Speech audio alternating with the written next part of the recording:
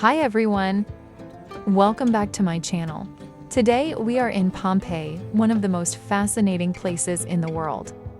This ancient Roman city was frozen in time after the eruption of Mount Vesuvius in 79 AD, and it was rediscovered in the 18th century, revealing streets, houses, and daily life perfectly preserved. Walking here feels unreal. You can see temples, houses, and even ordinary objects from almost 2,000 years ago. Pompeii isn't just ruins, it's a glimpse into history, captured and frozen for centuries. In this video, I'll take you through the streets of this ancient city, showing its details, stories, and atmosphere. Let's step back in time and explore Pompeii together.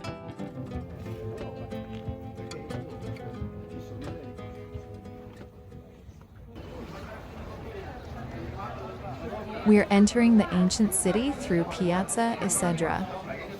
At the entrance, you'll find a map, and it's worth paying attention to it because the city is quite large.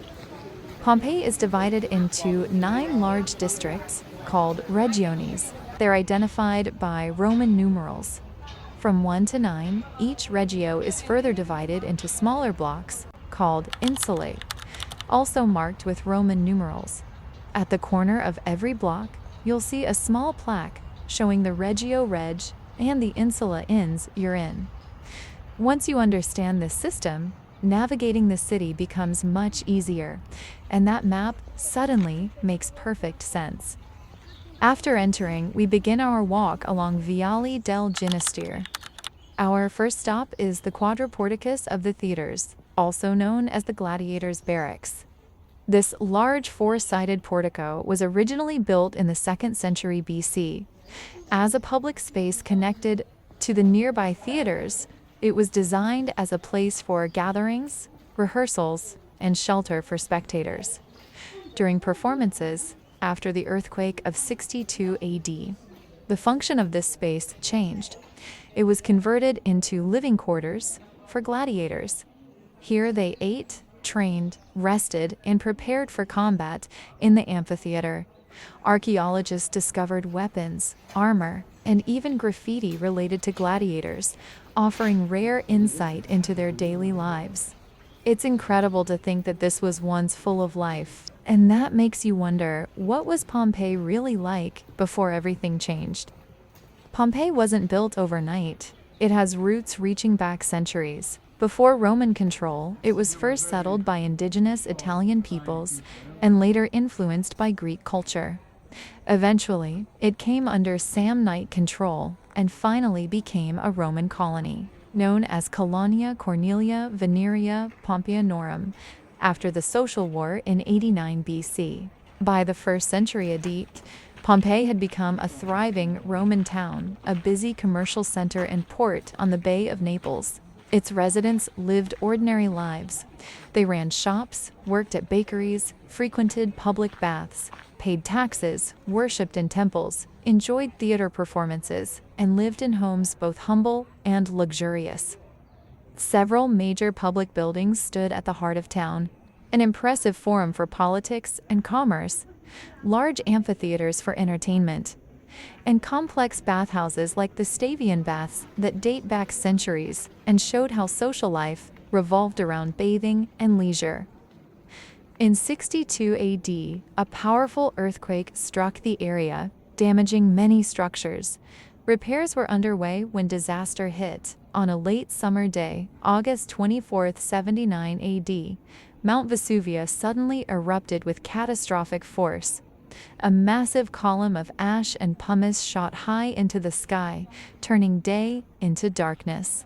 Over the next approximately 24 hours, volcanic debris rained down. People fled, sheltered indoors, or tried to escape along the roads, but pyroclastic flows, lethal clouds of hot gas and ash swept through, asphyxiating and overwhelming those who remained. When it was over, Pompeii lay buried under many meters of ash and pumice. Its streets, buildings, and people sealed in place. This tragic burial, however, created an extraordinary time capsule. For centuries, the site was forgotten beneath layers of earth. Excavations begun in 1748 under the patronage of the Bourbon kings of Naples. This is Casa degli Amanti, or House of the Lovers. This small Roman house in Pompeii is famous for love. Its name comes from a painted inscription: "Lovers, like bees, lead a life sweet as honey." It's one of the rare two-story houses preserved in Pompeii. You can still see wooden staircases, balconies, and cozy rooms. Unlike grand villas, this house feels intimate and personal. It shows how ordinary people lived and loved almost 2,000 years ago. This is one of the only two-story homes in Pompeii that survived intact. Most homes in Pompeii faced inward around a central courtyard. Street-facing windows were rare for privacy and security. The narrow streets were busy, hot, and dusty, so homes stayed cool and quiet inside. Courtyards brought light, air, and a place to live safely. Life in Pompeii was private, family-centered, and inward-looking. Rooms were made for daily life, work, and relaxation, not for show. Even the walls and decorations were facing inward, so only family and guests could enjoy them.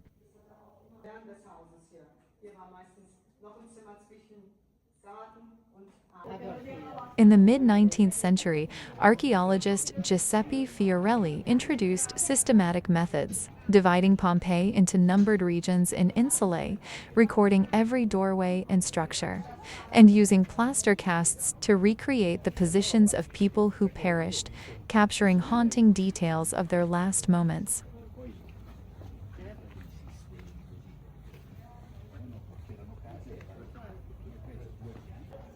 This small Roman home belonged to the Caii family, a prominent local family.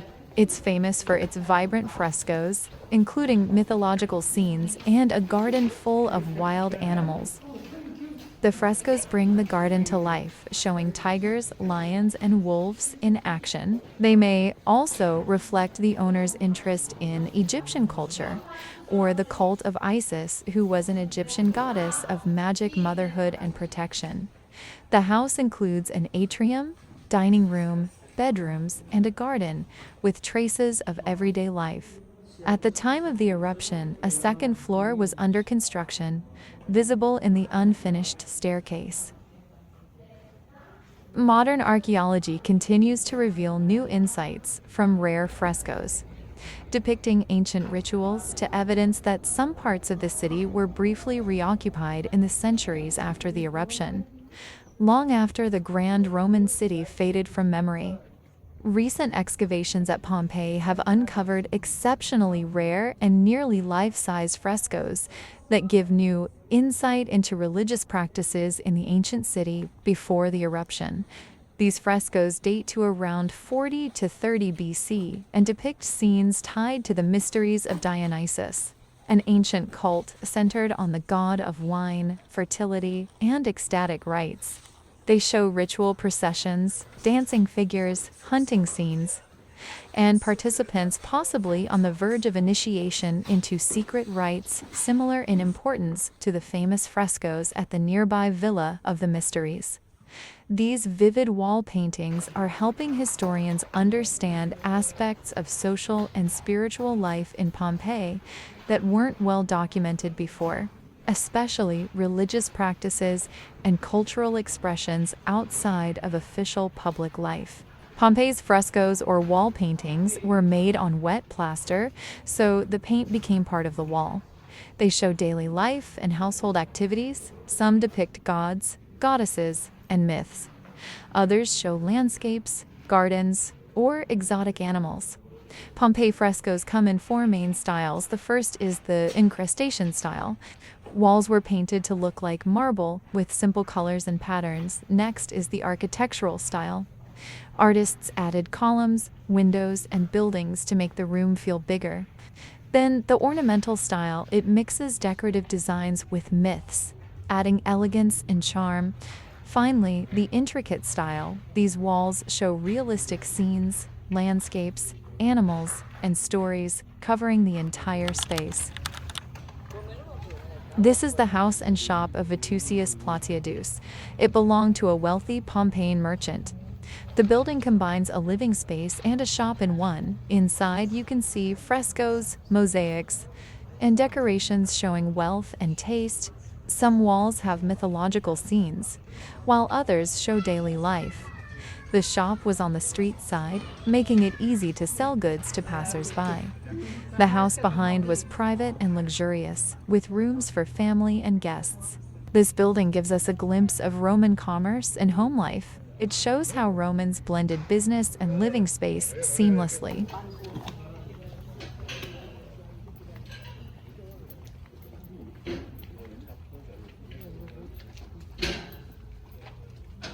Now, we are on our way to see the House of the Orchard.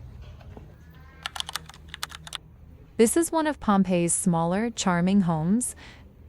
It is named after the beautiful fresco of an orchard found inside. The fresco shows fruit trees, flowers, and birds, creating a peaceful garden scene. It reflects the Roman love for nature, color, and decoration in their homes. The house itself is well preserved, with rooms arranged around a small courtyard. Even though it's modest in size, the artwork makes it feel vibrant and lively.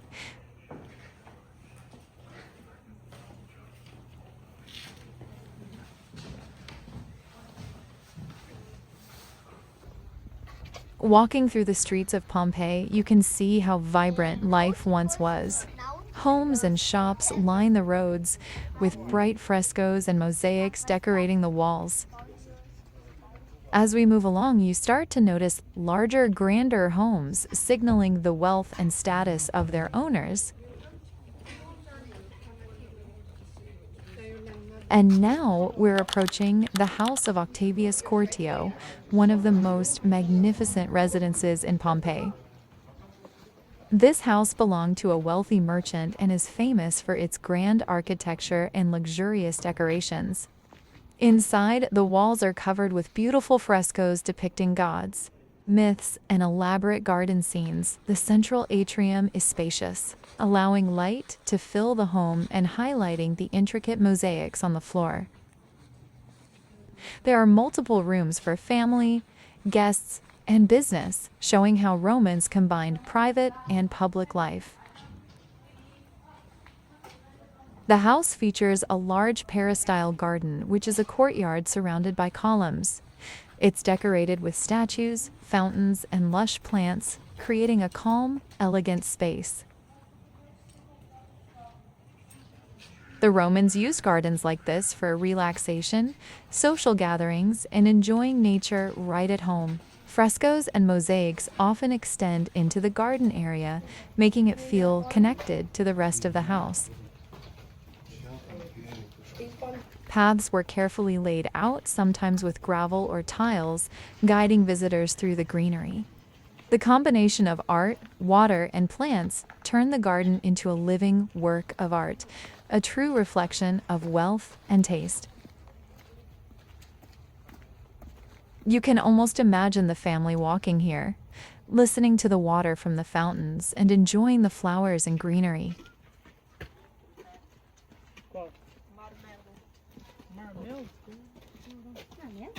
From here, we're walking through the streets of Pompeii toward the amphitheater, one of the oldest surviving Roman arenas.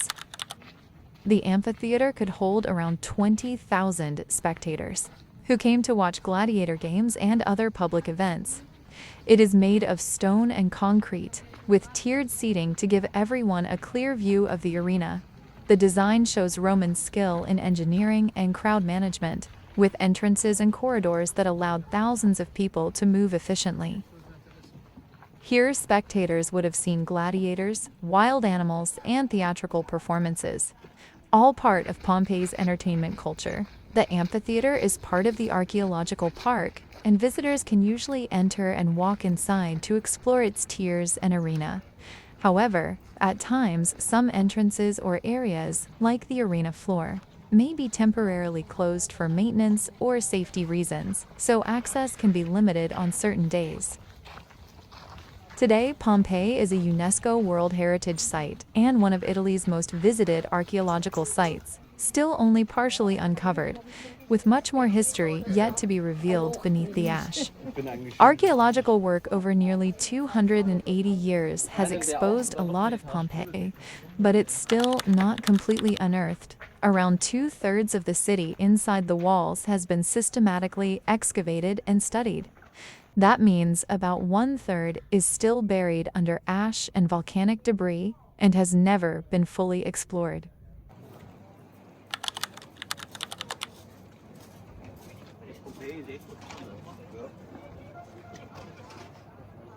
Now it's time to take a break and enjoy lunch after exploring so many incredible sites. We're heading toward Cascina dell'Aquila, a cafe and restaurant tucked inside the park near the center. Cascina dell'Aquila is located up a flight of stairs in Region 9, just off Via dell'Abbondanza, the main street through Pompeii, and it's close to the heart of the archaeological area. Here you can eat and drink, from lighter bites and local espresso to pizzas, pastas, wines, and seasonal specialties inspired by Campanian cuisine. There's a coffee bar and wine bar, as well as a self-service restaurant if you want something quick and satisfying.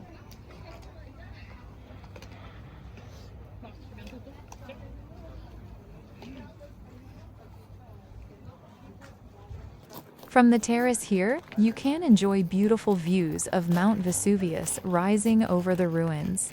Right now, Vesuvius is in a quiescent phase with no signs of eruptive activity happening soon.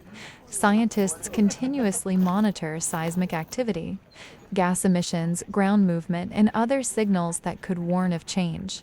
Vesuvius sits near a densely populated area and is considered one of the highest risk volcanoes in the world. So there are detailed civil protection plans and alert systems in place. Despite its history, visitors regularly hike Vesuvius to see its crater and enjoy panoramic views of the Bay of Naples and even Sorrento on clear days. Trails to the summit and crater are part of the Vesuvius National Park and are usually open for guided hikes or independent visits, although conditions and access can change due to weather or safety work. To start the hike, begin at the visitor center. About 1,000 meters above sea level, follow the Sentiero del Gran Cano, the main trail to the crater. The hike usually takes 30 to 60 minutes depending on your pace. The path is mostly gravel and volcanic ash, so wear sturdy shoes. Railings and safe pathways lead to the crater rim, but some sections are steep or uneven, so take care. Tickets are required to enter the park and hike the trail, and you can buy them at the visitor center. Guided hikes in English and Italian are also available. As you walk through Pompeii, keep in mind that you'll be on your feet a lot. Wear comfortable shoes, because the streets are uneven and covered with cobblestones. Bring water, as there aren't many places to refill your bottle along the way. It can also get hot and sunny, so a hat and sunscreen will make your visit more comfortable.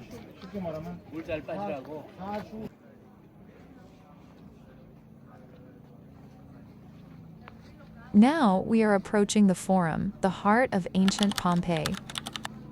The Forum was the city's main public square, where political, religious, and social life all came together.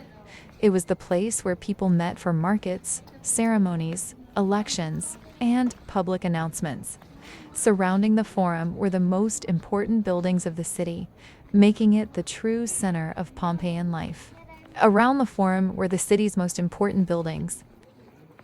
The Temple of Jupiter, perched on a high podium, dominated the square and was dedicated to the king of the gods. Nearby were other temples, including the Temple of Apollo and the Temple of Venus, reflecting the spiritual and religious life of Pompeii.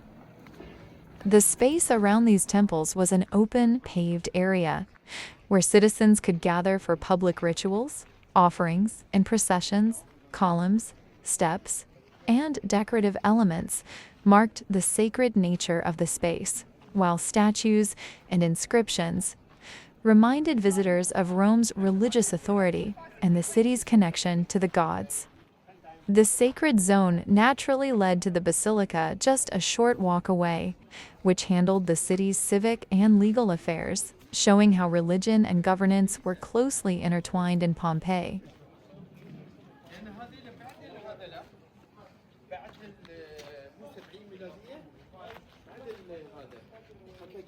The basilica was one of the most important buildings in the Forum.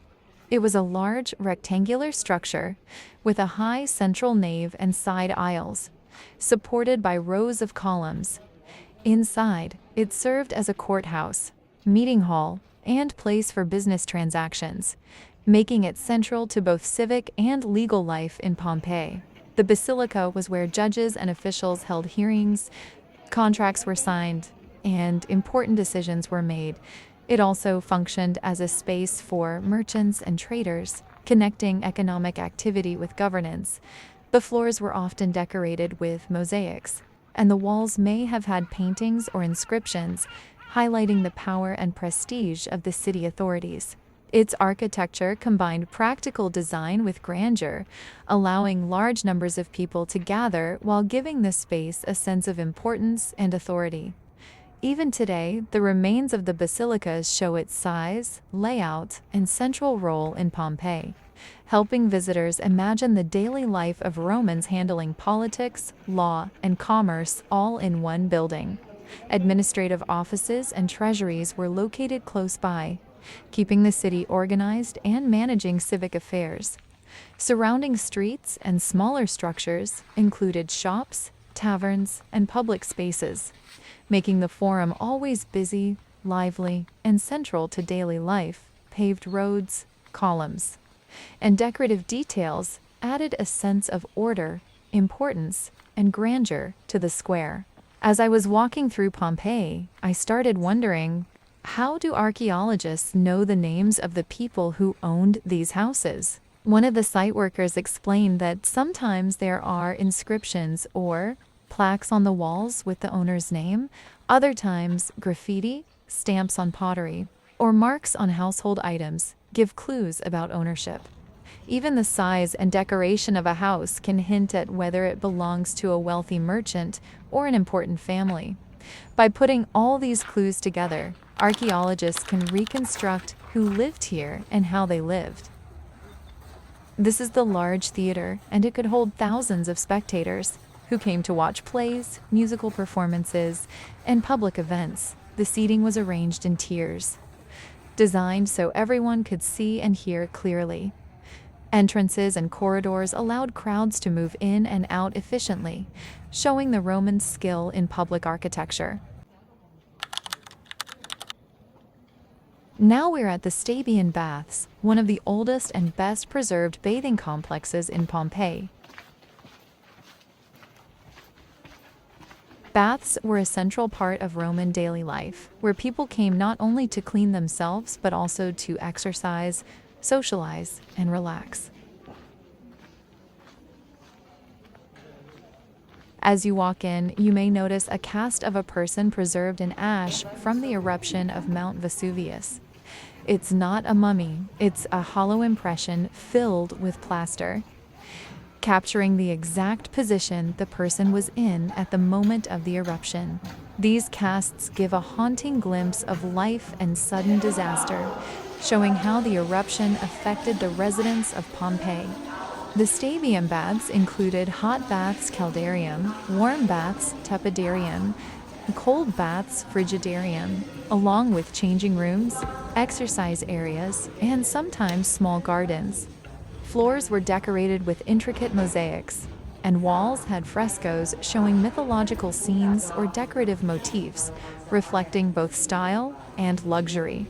Water was supplied through aqueducts and cisterns, and the Romans carefully designed the heating system to keep the baths at the right temperature.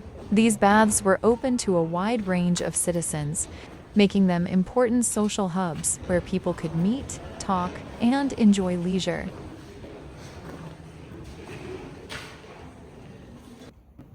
Thank you so much for staying with me until the end.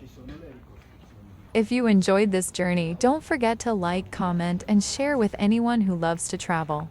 Your support really helps me bring more adventures to you. See you soon somewhere beautiful.